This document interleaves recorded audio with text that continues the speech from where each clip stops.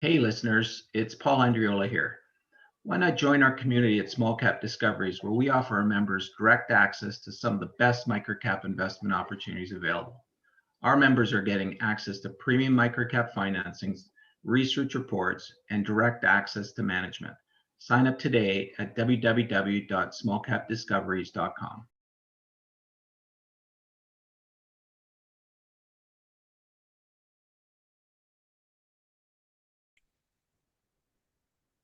Hi, everyone. Welcome to the Small Cap Discoveries conference call. Today is July 10th, 2024, and today on our call we have the CEO, Myke Clark from Solar Alliance Energy. Solar Alliance trades on the TSX Venture Exchange under the symbol SOLR, and it also trades on the OTC under SAENF. The company is currently trading at 4.5 cents with about 275 million shares outstanding, or about a $12 million market cap.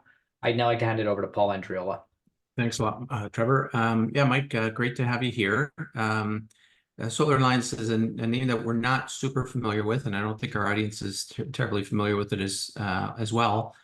So great to have you here to sort of make sure that we get to know the business a little bit better. I understand you got a presentation, so why don't we just hand it over to you and let you go, and we'll ask some questions afterwards. Yeah, that sounds great. Thanks, Paul. Thanks, Trevor. And I appreciate the opportunity, and hello to everyone that's on the call. Yeah, what I'll do is I'll run through the presentation, and as Paul mentioned, we can open it up for questions afterwards. So I'll run through a little bit of my background, but also obviously Solar Alliance and where we fit within the renewable energy sector, because as is clear by our name, we're involved in solar. Primarily, we're involved in commercial solar. So what does that mean? Essentially, we're an architect or a solar engineer, essentially. So what we do is we put together the sale, the design, the engineering, and then the installation for solar systems for commercial customers. And essentially, those are projects that range in sizes and prices from $50,000 to $100,000 all the way up to several $1 million. And really, that's been our evolution over the last couple of years, is targeting this very specific area within the solar industry, which we believe we have a really strong, competent team to be able to execute on, but also represents really strong opportunity in terms of the addressable market and who's operating in that market right now. Not a lot of competition that we're seeing where we operate, which is in the Southeast US. So while I'm based in Canada, in Vancouver, all of our operations are based out of our office in Tennessee, in Knoxville, where we service the states in and around Tennessee. So the Southeast, basically, Tennessee, Kentucky, North South Carolina, up into Illinois and down into Georgia. But essentially the Southeast of the US is where we operate. And the value proposition for the customer is pretty straightforward. We save them money on their electric bill. So if these are generally manufacturing companies, other types of commercial enterprises that have a large electricity usage and can see a benefit from offsetting their utility usage with solar. We provide a model for them, a financial model, the design, the engineering, a turnkey approach, so that on day one, they start saving money on their electric bill. So if you look at Solar Alliance as a public company, we've actually been around for quite some time as a listed company. But in our current iteration, since about 2015, we've been focused entirely on solar. And really, since I took over about 5 years ago as CEO, focused entirely on commercial solar. So historically, we've had experience developing large-scale wind projects and some residential solar, but now 100% focused on commercial solar because, again, as I noted, that's where we see the greatest opportunity. Really strong year last year. We had a more than 50% bump in revenue over the previous year, and that has continued on into the first quarter of 2024, where we had our best quarter ever in terms of revenue, but also probably more importantly, we're profitable. So we had a $200,000 net income in Q1. We're also profitable in Q3 of last year, and we're absolutely projecting profitability for the full year of 2024. And I'll go into a bit more of that detail later on in the presentation. When we talk about our strategy in terms of where we're focused in the market is definitely on the high margin projects. So there are a lot of groups out there that will build the solar project for you, and essentially what they provide is a commodity. So it is just the boots on the ground. It is the lowest common denominator in terms of pricing. And while we do some of that work, the key for us is providing the solution for the customer. So assessing their needs, providing them with a cost-effective solution, and then either installing the system ourselves or managing the installation through subcontractors. And again, for a very specific subset of the customer base, which is commercial customers. A significant pipeline of sales that we have in place right now, over $50 million. And again, that's a sales pipeline. So some of those are at a later stage, some of it at an earlier stage. But really, it's just a good example or to be able to highlight sort of the opportunity that's in front of us as a company in terms of our ability to grow our revenue and grow it as we have done over the last couple of years to the point of profitability without any external injection of capital. And then finally, I just touch on a bit of a wind energy asset as well. I'd mentioned our history as a wind developer, primarily in BC and Alberta. Well, we kept the tenure or a license for a project that didn't move forward upwards of 10 years ago. And we have continued to maintain that tenure. And we're actually looking to develop it now because BC Hydro has come out with a call for power, essentially a clean power call, where they're looking to procure about 1 gigawatt of power. So this project would fit perfectly into that RFP, which bids are due in September. We're still assessing partnership opportunities and whether we'll be able to get it into this call, very aggressive timelines. But suffice to say that BC Hydro has said that there will be future calls every 2 years. So all of a sudden, this sort of stranded asset that we have now has significant value, and we're looking to partner on that. And we'll obviously let the market know what we're doing on that when it happens.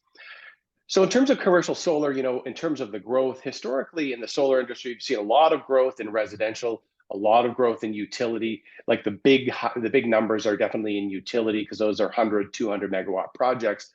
But we're now starting to see that interesting growth in commercial as well. And for us, at least in the southeast of the US, in an area where there's not a lot of competition.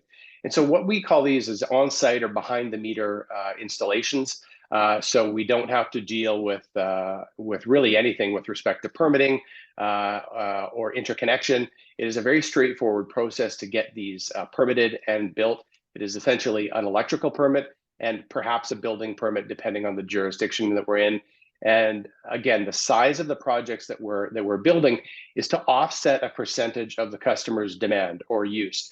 And so we're not selling back to the utility, although some excess power can be fed back to the utility. And so it simplifies the process from a sales perspective, from our perspective, where we turn projects around in 3 to 6 months in terms of the sales cycle. And if it's a smaller project, we can build it within 6 months as well. So these are not projects where we need to develop them for 2 to 3 to 4 years before they get a PPA or a power purchase agreement, wait for interconnection. We make the sale to the customer, we go and build it. And that's why we're seeing good, strong growth right now. In terms of where you've seen the growth before and why we are so focused on the Southeast, historically it has been California and New York, obviously very high power prices. And in the case of California, great solar resource. But now all the other markets are catching up. And that's what this graph sort of shows, is that the growth in commercial is now occurring everywhere in the US. And so for us, we've been in the market in the Southeast for a good 5 to 6 years. And so we have good, strong brand awareness. We don't spend a lot on marketing right now because we get a lot of incoming interest unsolicited and through referrals, which is just a function of being in the market for quite some time and delivering quality projects to our customers. So if you haven't seen a solar project before, or ours, I guess, these are what they look like. The largest one that we built to date is that Bridgestone project there. So for Bridgestone, the tire manufacturer in South Carolina. And again, a perfect customer for us, obviously a great balance sheet, so they can afford to do it. But also they use a ton of electricity. So that plant alone has a demand at its peak of 30 megawatts. And that's a lot of power for one plant. And so for us, we can stick in a 2.5 megawatt project. From a permitting perspective, very straightforward. It offsets a portion of what they use, but they save tens of thousands, upwards over $50,000 a month in their electricity bill. Combine that with tax credits that are in place right now, and you see a payback for them on that project. It's probably been 4 to 5 year payback. At worst, some of the projects we're seeing 2 to 3 year payback. So really strong economic drivers behind solar right now.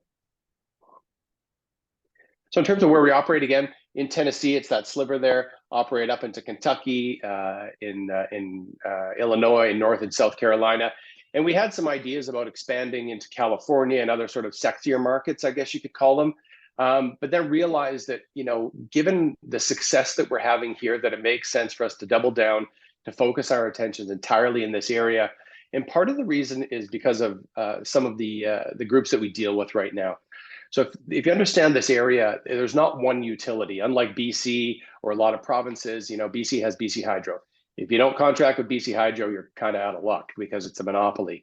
Whereas here, there's 150 small utilities all clamoring for solar and in various different forms.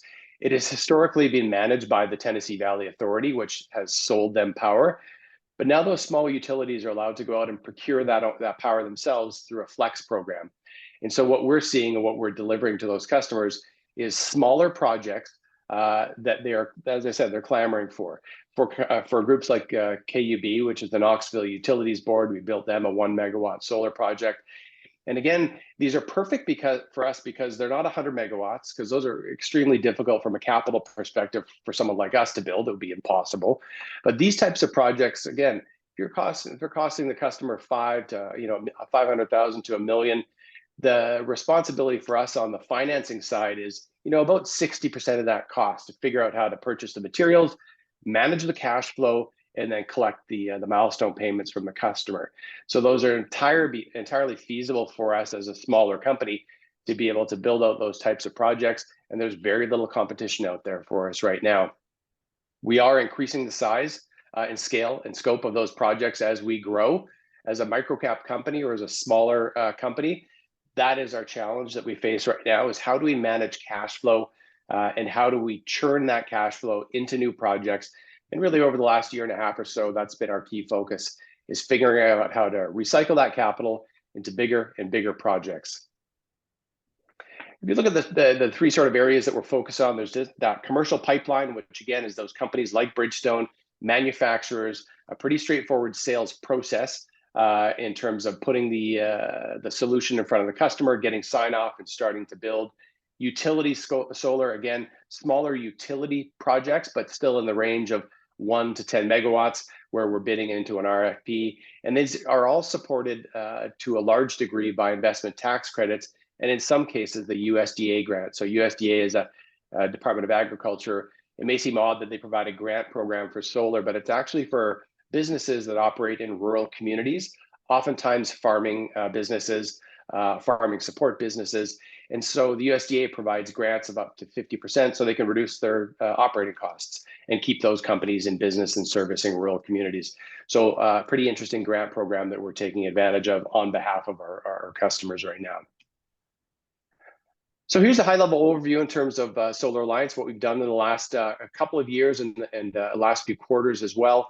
So if you look at it from 2021, I would say going through COVID as a solar company, very difficult. Clearly, we did what we needed to do and we survived, which I think was a testament to our team, definitely, but a difficult time. But coming out of COVID, focused entirely on commercial, especially as we led into 2023, and that's where we've really started to hit our stride in terms of our product offering, but also the market that's available, or the addressable market in terms of commercial customers who are looking to save money on their electricity bill and looking for quality operators, people who've been in business for quite some time and have a track record so they can move forward on these sometimes multi-million-dollar investments.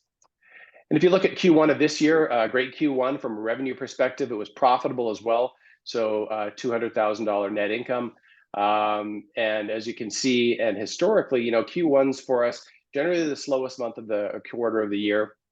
And that's primarily because Q4 is usually the busiest when everyone's trying to complete projects to take advantage of the tax credits that have to be recognized, or you have to have it built by the end of the year, generally speaking, to take advantage of those. So there's always a push on Q3, Q4 to get things built.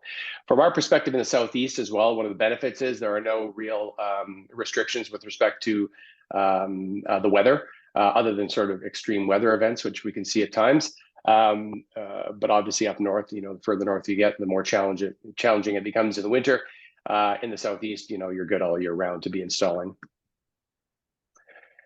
Over the course of the last couple of years, a big part of the focus, and really I'd say last year, a big part of the focus, as we started to see the market sort of shift away from renewables, away from microcap stocks, it was very clear that the market was not going to be there to support us in terms of growth, and so we had to tighten up our belts, is the best way to put it.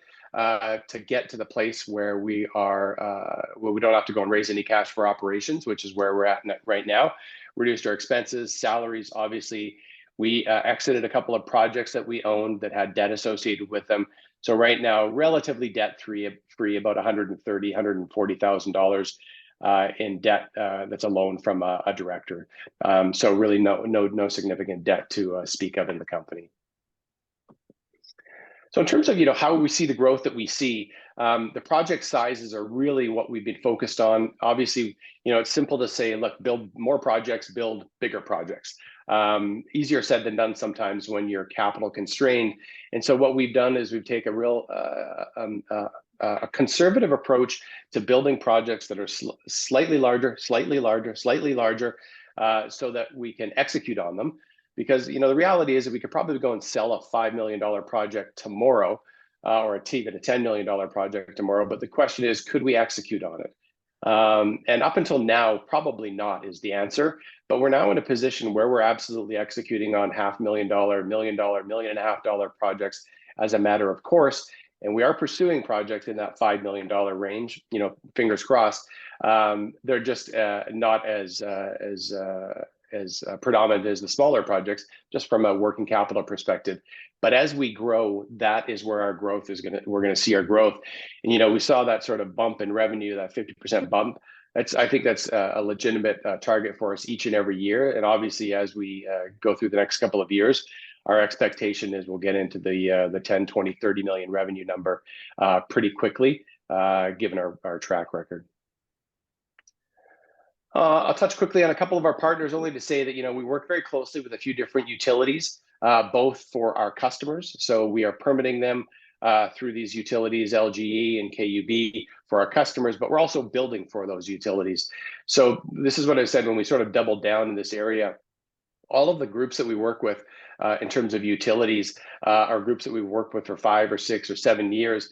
And it benefits us when we bid projects that they want to build, but also for our customers, because these utilities know when we're interconnecting with them, they know the quality of the work, and they understand that we're going to get the project done. Very briefly on that 77 megawatt wind energy project in BC, again, we're assessing the opportunities for a partnership and or sale. I think our best case scenario would be to maintain an equity stake in such a large project, but find someone who can really push forward the development of that as we get closer and closer to the RFP in September. Then in terms of our targets, overall profitability absolutely is the target for 2024 on a full year basis. We're on track for that right now. Increasing large project sales momentum. So when I talk about those larger projects in the $3, $4, $5 million range, I'd be disappointed if we didn't sign one of those by the end of the year for sure. We have a few in the pipeline right now. Obviously, those get announced as we sign them, but some real strong prospects there. Those USDA program grants as well that I mentioned, we're seeing really strong growth in those projects as well. We tend not to announce them. And so we're trying to figure out a bit of a more, I won't say better, I'll be honest, a better capital market strategy where we can communicate to the market everything we're doing on a daily basis, which is generating increasing revenues, but on an individual project basis is not necessarily material, because we're always out on $300,000, $400,000, $500,000 projects, multiple projects that we don't necessarily announce, but we try to package them together. So maybe a bit more of a capital market strategy around sort of what we're doing on a daily basis, because we are doing a lot. We are a real company with real revenues that still has a significant upside in terms of our share price. I think we've been hit along with other green energy or renewable companies over the last year and a half. Partner on that wind project, definitely. And then as we move through 2024, this will be market dependent. We have in the past attempted to acquire a company based out of Calgary. Couldn't get it across the line, primarily because the market was what the market was. We couldn't complete the raise last year. But if the markets do shift a little bit, I think there's an opportunity for us to pick up 1 or 2 small operators in the States and tack on another 5 to 10 million in revenue. So it's something that I would say we have a stable of potential target acquisitions. And if the market supports it and allows it, I think we would pursue those. We chatted briefly about the capitalization. about 275 million shares outstanding, a few 100,000 warrants, about 14 million options as well. We do have one large shareholder, about 38%. It's an Irish high net worth individual who has held his shareholding for, well, since about 2017 now, actually. His cost basis is 3 cents and has held onto that stock as our stock. If you look at a sort of a 3-year chart for us, we ran up in 2020, 21 when a lot of other renewables companies did as well. He hasn't sold a share, and in fact, he recently converted a little bit of debt into equity, another 100,000 as well. So very strong shareholders, aligned, very well aligned with shareholders. And just very briefly, in terms of the board, I'll let you peruse that at your leisure. My background was originally in journalism, actually. I worked for CBC out of Vancouver for about a decade or so. Came to this company when it was developing wind energy projects and sort of ran the gamut from stakeholder engagement to First Nations engagement to investor relations. Went to work for a mining company based out of Vancouver for a few years. Came back, joined as CFO, excuse me. I'm a part-time CFO, I feel like, as well. So, but a CEO 5 years ago, was appointed CEO.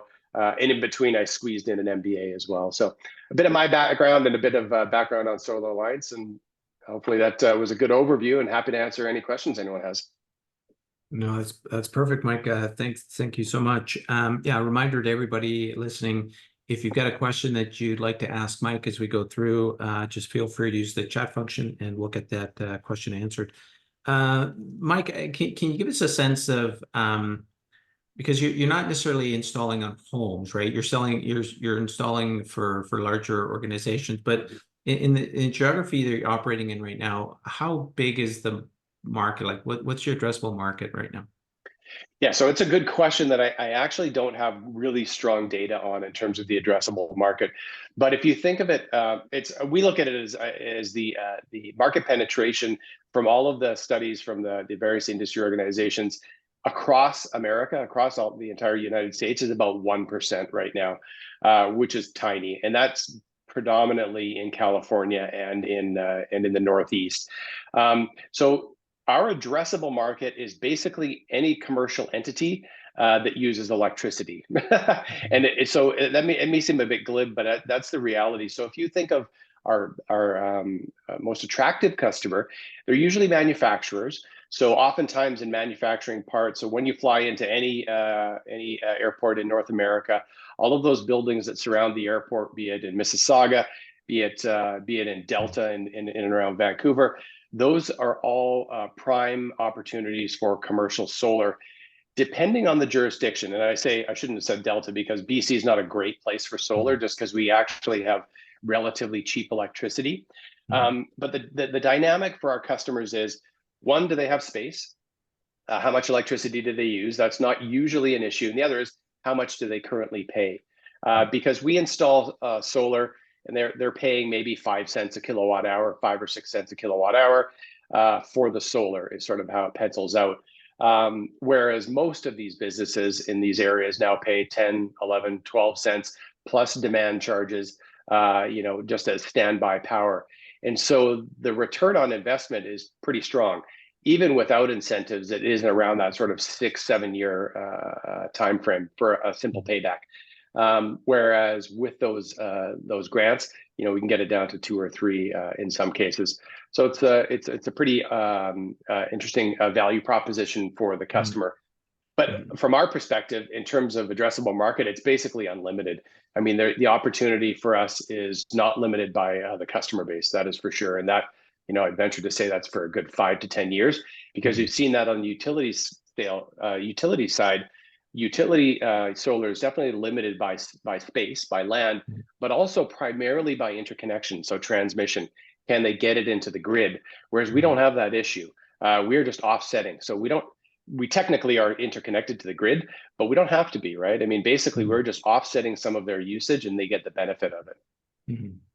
And to be clear, you're installers. Like, you guys don't take ownership in any of these projects. Is that correct? That's correct. That is our current business model. And we very deliberately went this route because long-term, a part of our plan and our strategy is to own assets on rooftops, without a doubt.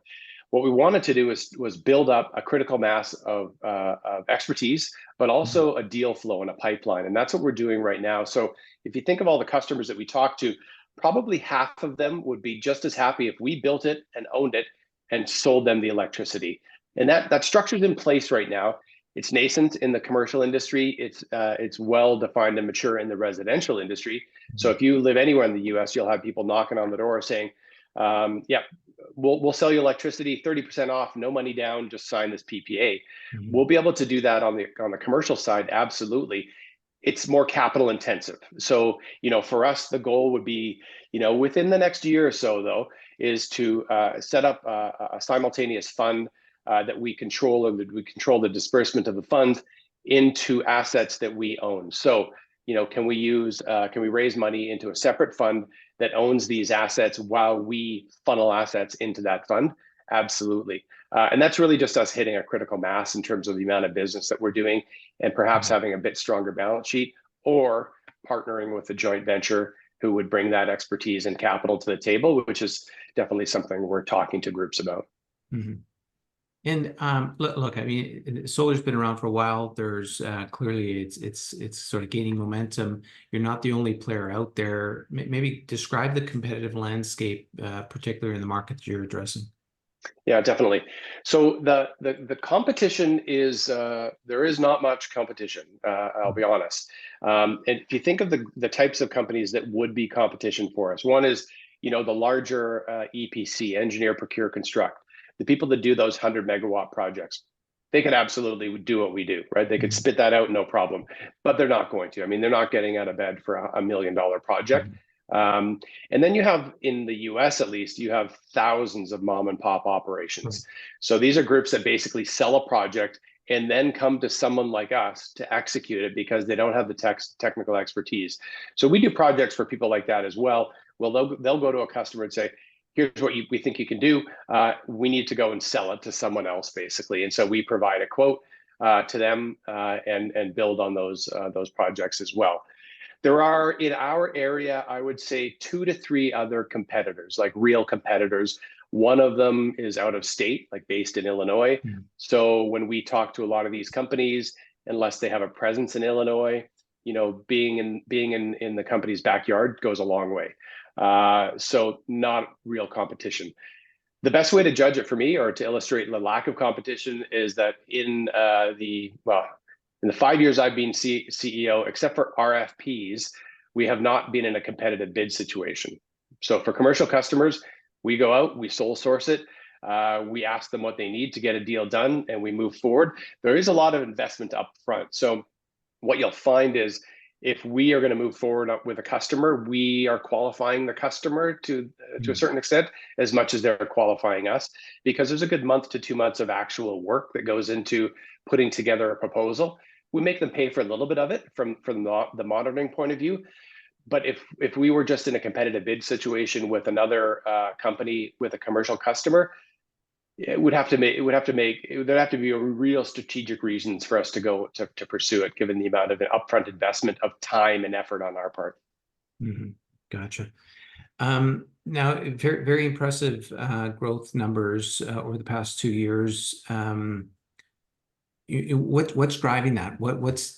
It's kind of like, what's different this time, or what are you guys doing that's able to get that kind of growth? Yeah, so it has been a long process to turn this company around. I'll be honest, right? Like the company had lost money for many, many years. Lost money as it was doing residential solar in California, and kind of flitted about, I would say, is the best way to put it, in terms of sometimes residential, sometimes commercial, sometimes mid-size. We recognize, or I recognize, and the board recognized that wasn't working, and we needed to focus, and it was going to take a bit of time to put in place the team, to get the experience and the expertise, so that the customers would recognize this is what we are good at, and buy projects from us. And that took probably longer than I thought, I'll be honest with you, but that's what we're seeing now, right? And so as you look through 2023, the inflection point was sort of mid-2023, I would say. Beginning of 2023, we had a couple projects from a margin perspective. They weren't great, and that's why we lost money at the end of 2023. But all of that is a learning process. And so I would say that investors that are getting in right now are benefiting from a good year and a year and a half of hard learning from this company about margin control, about cost control, and how that ultimately reflects in the share price is anyone's guess these days. But I do know that a well-run business in a sector like renewables that is only growing and growing exponentially, there's value there long term. And as we continue to grow that revenue, I think there's significant value long term. But it is really about internal controls and being focused on what we do well is what has driven the growth, both from a revenue perspective, but concurrently from a net income perspective, right, in terms of cost control. Mm-hmm. Okay, talking a little bit more about cost controls and financings and things like that. What's your biggest cost right now to deliver a product? Is it labor? Is it product? Where's your expenses? Yeah, so it's definitely materials. It is, and the largest being the modules, the panels. Mm-hmm. So if you think about, say, $1 million project, we budget to keep costs or COGS under 70%. So that would be project-specific labor and all materials under 70%. 60% of that is usually modules and inverters. So there's a big chunk, and then depending on the type of racking as well. But without a doubt, the modules, the actual panels are the biggest chunk. Can be upwards of 50%. Again, depends on the type of system that we're doing. If we're doing ground mount with piles where you have to drill into the ground for the racking, that racking can be a bit more expensive. But that's sort of the biggest expense, and that's the biggest challenge for growth, which I think I alluded to. As a company that depending on when you look at our financials, we any given day we have $10,000 in the bank or we have $500,000 in the bank, right? Depending on what is happening from a cash flow perspective. So a lot of our time and effort is managing cash flow, managing vendors, so that we are recycling that capital as quickly as possible into the next project. It's a balance between when we get paid and when we pay our suppliers, essentially. Mm-hmm. And that sort of goes into my next couple of questions is like the working capital requirements. Are you somewhat limited right now based on your financial sort of status, or is it just a function of you got to go out and get more business? It's the former. Definitely, okay. We are limited. So and I would say we're limited. We're limited on doing it ourselves. So there's a couple of ways we could build a project. We could build it ourselves. We are the prime contractor. We're responsible, obviously, for all costs associated with that project. All revenue flows through us. For some bigger projects, we have in the past partnered with other groups whereby they will be the prime contractor and they perhaps will procure the materials, because it's a much bigger chunk and we don't have the ability to do it. We're growing that as well in terms of not just our balance sheet, but vendor financing. So having credit with our suppliers obviously is hugely beneficial. That increases as we grow. It tails, right, or it trails the sales, unfortunately, but it does. That's just the reality of how we grow. The other is around strategic partnerships, and one of the slides there, I didn't really touch on one of the partners that we have, but it's a Caterpillar dealer. So Cat, as everyone probably knows, are involved in heavy machinery, but they also sell solar panels. They sell natural gas, diesel generators, microgrid control systems, and inverters. And so for certain projects, we will partner with them where they provide the panels and the inverters, and they'll just give us better terms. So they'll provide, net 60 or net 90, as opposed to net 30, which net 90, if we had net 90 with all of our suppliers, we would be growing incredibly fast. There's always about a 30 or 60 day gap there. There just is, right, with people paying their bills. And because I'm generally conservative in terms of taking on those types of projects, unless I have a visibility on executing, we're probably not going to take that project on, because a $5 million project done wrong for a company of our size would be problematic. But having said that, though, if we came across a big project, yeah, we'll find a partner. We'll work with someone else who can carry it on their balance sheet. Ultimately, we want to be able to execute on anything up to about, I would say, 10 megawatts ourselves, just automatically as a matter of course. And I don't think we're that far off, to be honest. I did notice, speaking of money, you guys have an open financing right now. You're trying to raise $1 million, I believe. Is that correct? Correct. Yeah, we have a life financing out there. So the exemption with free trading stock, it is at 5 cents. So 5-cent unit with a full warrant at 7 cents for 3 years, no escalator or accelerator. Sorry. Yeah, and that $1 million, we closed the first tranche of 200,000.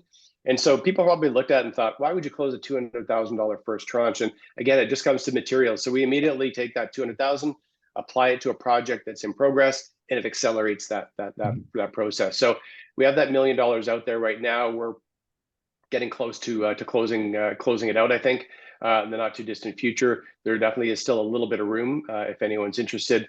The offering document is on our website as well, obviously, which has all of the appropriate disclosures and the breakdown of use of proceeds and things like that. Perfect. Appreciate that. I mean, the industry in general, we saw a big sort of,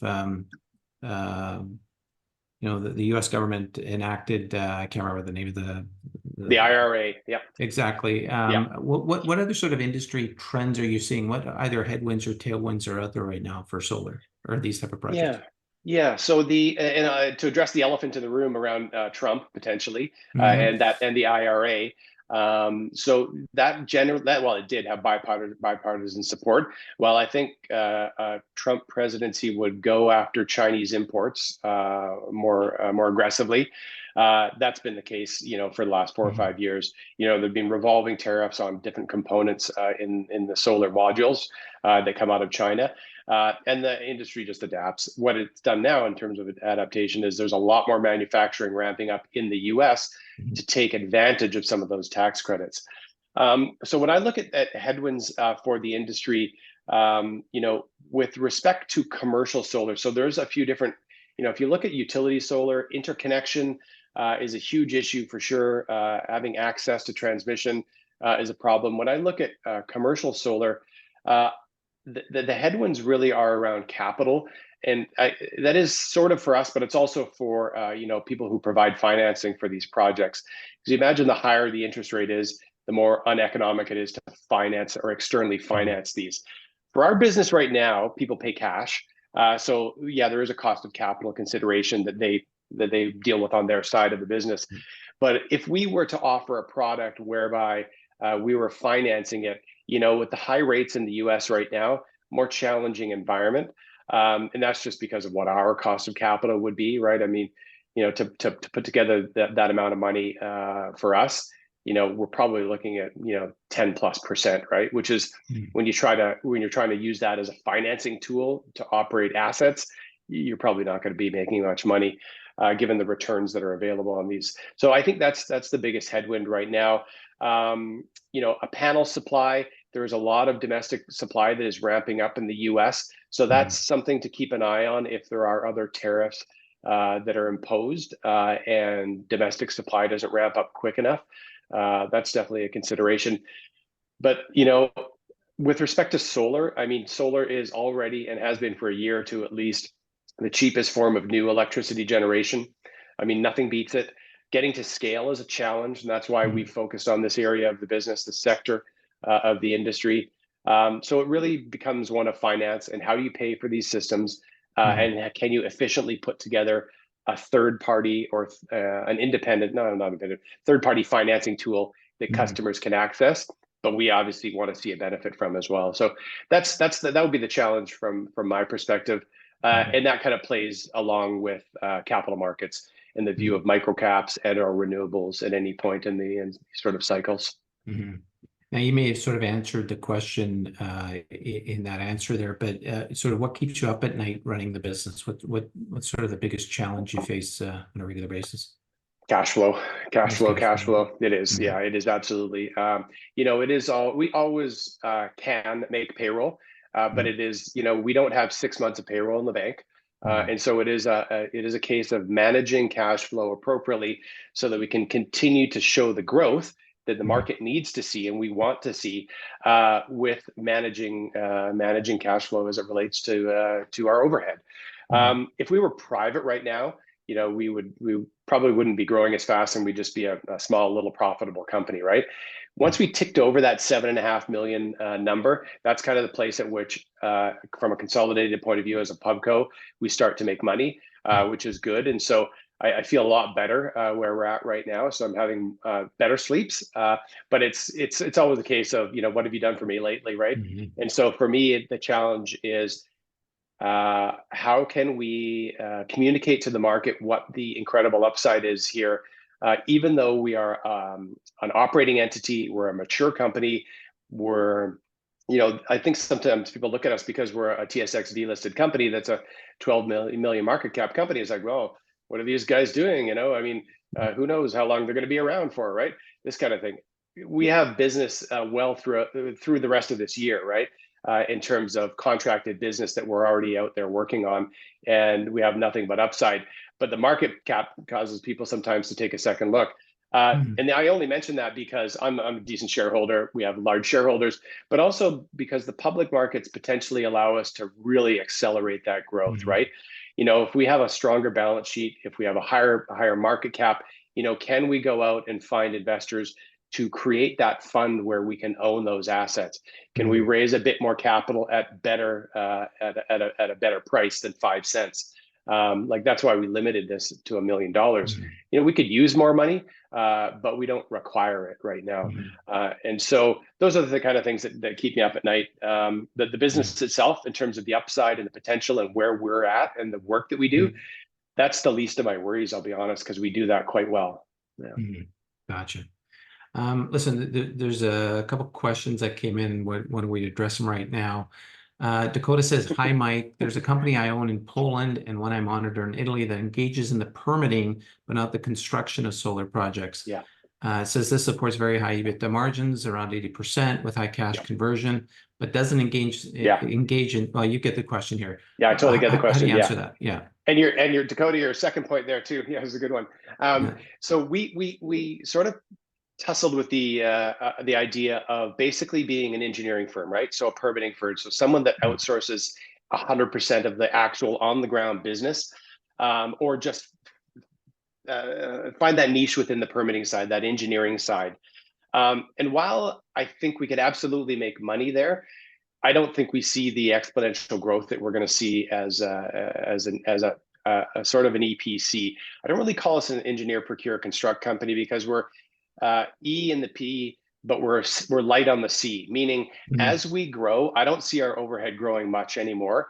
As we grow, we have the technical capabilities in-house to do 20 or 30 or 40 million in revenue without growing our overhead. Right now, we just manage out external resources, which is how we're going to grow.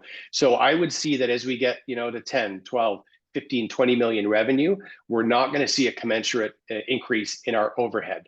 I know that. What we're going to do is we're going to start to outsource more and more of that and project manage it with the expertise that we have internally. So that overhead is going to shrink as a proportion of our overall revenue, which, yes, absolutely will help me sleep better at night. But you just got to hit that tipping point. And unless you make the investment up front, it's kind of hard to do it. So, yeah. Gotcha. As investors like us watching the business, what do you think what do you think we should pay the most attention to, or what kind of either metrics or even potential catalysts should we really be watching out for here? Yeah, so for us short term, I would absolutely look for some update or news on the wind project, because I think that will crystallize for the market the value that's there. This is a project that and this is all publicly disclosed, but we tried to sell it a long time ago for upwards of $20 million. That fell apart. And there's no need to go into details. That was back in 2012, so it's definitely ancient history. But all that goes to show you that there is significant value in these types of large wind projects if you put all the pieces together. So I think look for that. That shouldn't take too long, given that the RFP is coming up in September. We'll want to provide some clarity on that before then, I would imagine. The other is definitely around larger project signings. So I had mentioned sort of the idea of starting to bundle together some of the smaller projects in press releases, because $200,000 or $300,000 project on its own is not hugely exciting, but you do 3 or 4 of those and sign 3 or 4 of those a month, that's real money, right? And so we need to do, I think, a better job of doing that. But I think the real bump that we're going to see is going to come from our next big project signing.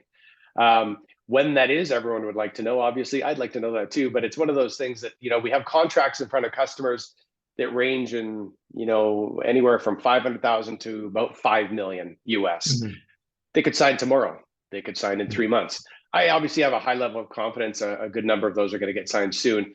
So as we press release those coming out of July, probably out of July, I would guess, then I think we're going to see some more momentum in the stock. The other thing as well is that we're absolutely focused on some other corporate opportunities that we mention in press releases, but obviously until they get done, we don't talk about. And that's the idea of a joint venture. So someone who is interested in the area that we're operating in, who has a larger balance sheet. So theoretically, is there an EPC out there that is interested in operating in the Southeast, but doesn't have the connections, doesn't have that local on the ground expertise, but has the balance sheet? Those are the kind of JVs that we're looking at moving forward on as well. And again, I'm cautiously optimistic we can move one of those forward. Again, looking for options so that we can accelerate our growth without having to raise capital to bolster our balance sheet, use someone else's balance sheet. Yeah, share the margin, but still upside for everyone. So I think there's a sort of three things. One is the wind project, next steps on wind, large projects that we'll be signing over the course of the next, weeks to months. And then potential corporate partnerships on the JV side, I think as well, a good level of confidence that something like that's going to happen as well in the not too distant future. Good. A number of things to watch out for. Myke, is there any sort of things that we missed or any key message you want to make sure everybody walks away with today? No, I think I've touched on it all. I think, what I'd really like people to walk away with this is, while small, a well-run business that provides a quality product that customers want in an industry that is growing. And there is significant upside. I mean, if you look at our chart again, you will have seen that we've done some pretty large run-ups in the past because we have a pretty big retail following. People associated us with US solar. And so, we do a fair bit of marketing on the investor side, but we've been around for a while too. And so people know us. And so you get into the doldrums of July a little bit and liquidity dies down as it does for everyone. But when we start to make progress, things can move pretty quickly, which I think is interesting. So, obviously I'm biased as the CEO, but I like the combination of a company that's just about profitable on a full year basis, that's a real operating entity that still has the opportunity to really significantly like 10x. I mean, we've been there before, right? And so to me, that's kind of the company we tried to build, and hopefully it's attracted to investors. And happy to answer any questions either directly right now or later if people want to as well. No, I appreciate that, Myke. Yeah, for everybody listening, as Myke said, if you've got any questions, I think we've run out of questions here for today. But if you got any follow-up questions that you think of later, we can certainly make sure that you can come in contact with Myke. Myke, this has been great. Obviously we know a lot more about the business now than we did before we started this conversation. So it's always great to get this chance to do this. Myke, if somebody does want more information, how best to contact you? Yeah, do you want me to put it in the chat, or should I can? Yeah, either in the chat or combination. It's the best. Best way is email, which is mclark, so MCLARK @solaralliance.com. Perfect. And there we go. Everybody's got there. It is now. Right there. All my phone number, everything is on all the press releases as well. So just Google Solar Alliance, you'll come up with it. Perfect. But that's the best way. Yeah. Awesome. Appreciate that. We've been speaking with CEO Myke Clark, Solar Alliance Energy, symbol SOLR in the Venture Exchange. Myke, it was great to catch up with you today, and we look forward to catching up with you in the near future. Yeah, appreciate it, Paul. Thanks a lot for everyone's time. Thank you.